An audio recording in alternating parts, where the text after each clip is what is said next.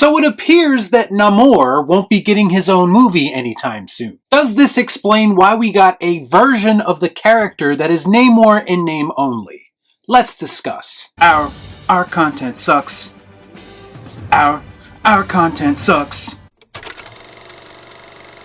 Before I get started, I'd like to kindly ask that you hit the like button and please subscribe to the channel for more content just like this. All I'm offering is the truth, nothing more. If you take into account the recent revelation revealed by Marvel Studios producer Nate Moore, that the company views it as a red flag when possible MCU writers have any knowledge of the source material, then it shouldn't be surprising to anyone why recently we've only received loose adaptations that tend to stray away from what made the characters popular to begin with. That makes sense. We've seen it repeatedly with characters like Thor, who, if we're being honest with ourselves, the people chosen to actually write and produce Thor movies have no respect for that character whatsoever. We've seen it with characters like Hulk, whose rights situation is a little bit more convoluted than Thor's is. You see, another company owns the distribution rights to Hulk, so that's why we haven't got a solo movie from the character in a very long time. Because if Disney Marvel were to produce a Hulk movie, Universal would get say on how that movie is released, and would receive a sizable chunk of the profits in the process, and basically for doing absolutely nothing. And we all know that Disney isn't going to allow any of those sweet dollars to walk out of the door to their competition. Show me the money.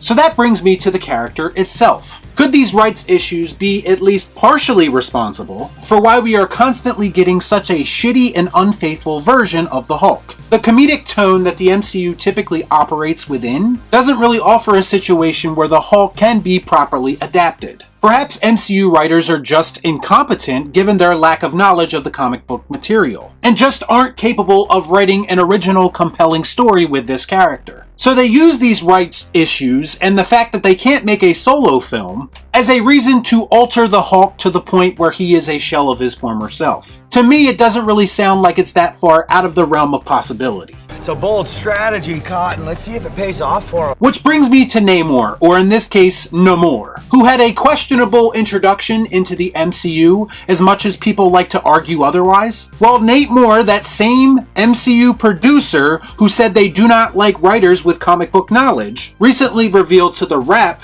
that Namor's situation is very similar to that of the Hulk's, meaning that they can use him in ensemble movies or as a secondary character only. But they cannot give him a standalone movie because the character's solo distribution rights belong to Universal. That sound you hear is the Namor apologist hopes and dreams being dashed by legal issues. But does this situation explain why the Namor we got in Wakanda Forever resembles the source material in no way? In response to this, producer Nate Moore said, quote, "There weren't really things we couldn't do from a character perspective for him, which is good because clearly we took a ton of inspiration from the source material." Yeah, clearly. What the hell am I looking at? When does this happen in the movie? Doesn't this also contradict his claim that he doesn't want people with knowledge of the comic books? I think so, but let's move on. He continues by saying, quote, "But we also made some big changes to really anchor him to that world, in a truth that publishing never really landed on. I would argue in a big way." That sounds again suspiciously like a swipe at the source material and its creators, basically saying that we did something with the character that they never thought of. Which honestly wouldn't be so bad because I am down for some fresh interpretations, but they still have to make sense, they still have to be well done, and they still have to be done for the right reasons. And I believe that Marvel Studios failed in all three aspects. You blew it! He continues by saying, "I've read every Namor comic ever written, and I love them. But the world of Atlantis is a little vaguely drawn. It's maybe kind of Roman, maybe. Ryan Coogler is such a detail-oriented filmmaker that he wanted to anchor into something that felt tangible and as real as hopefully Wakanda feels for people. And I think there was nothing from a business side anyway that was preventing us from doing that, which is great." No, there wasn't. And if I had to guess, you probably benefited from a business perspective by making these changes. And to me, that is the real reason why you did it. And I'm not talking about people connecting with the character and going to watch this movie because of it. They just didn't want to take a chance that they might owe Universal some money after this movie was released. So let's make the character unrecognizable, slap a recognizable name on him, and nobody will ever know the difference, right? And lucky for us, if anyone questions it, we can pull the race card and deflect all criticism. Oh. That's racist.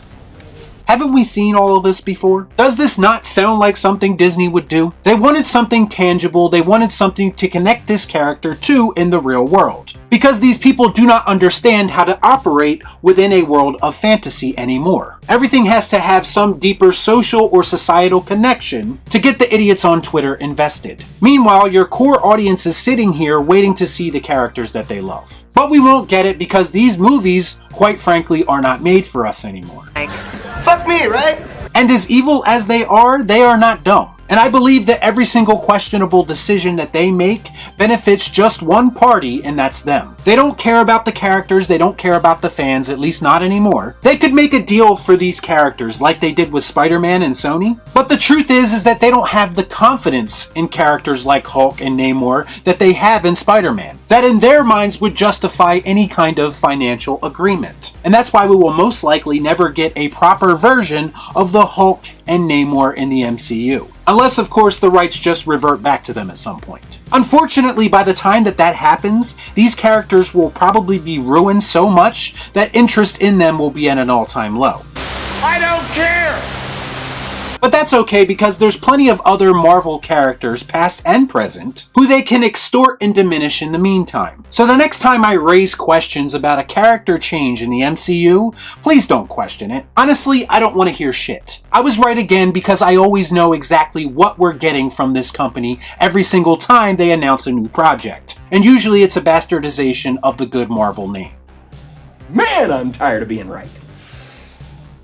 Y'all be cool. Right on.